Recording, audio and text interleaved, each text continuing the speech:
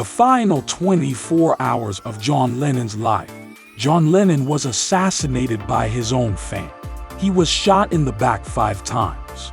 Just 10 hours before his death, Lennon said, "I consider that my work won't be finished until I'm dead and buried, and I hope that's a long time."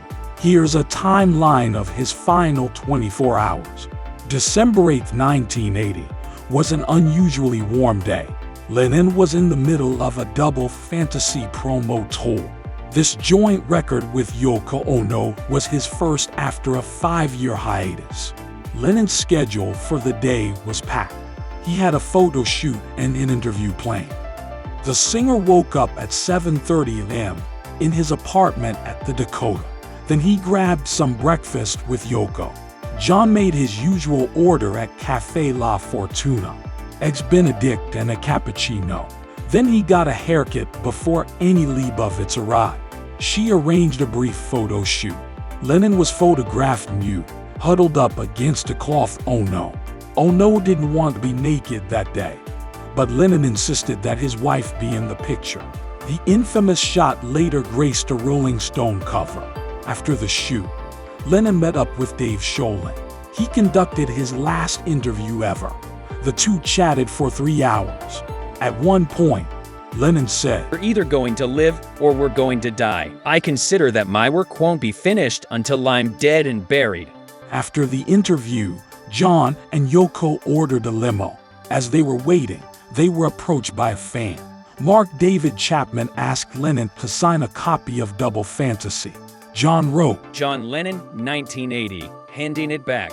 This record was auctioned off later that year.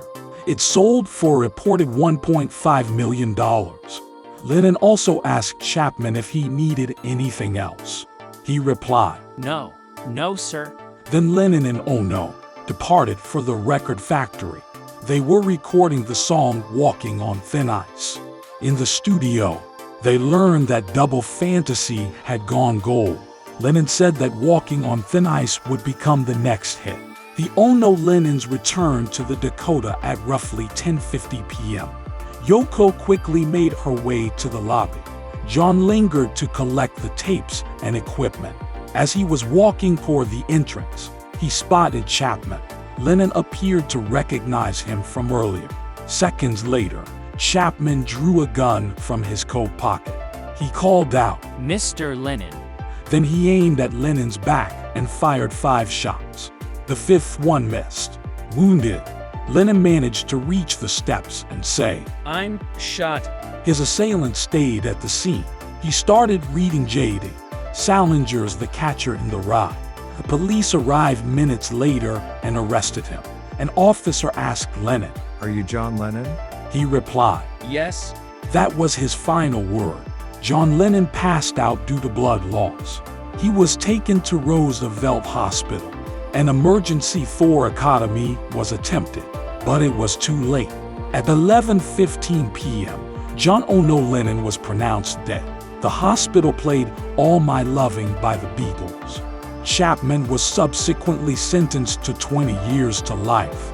He has been repeatedly denied parole. He ultimately regretted the murder. Chapman said that he was angry and jealous of Lennon, yet he's still alive, and John is gone forever.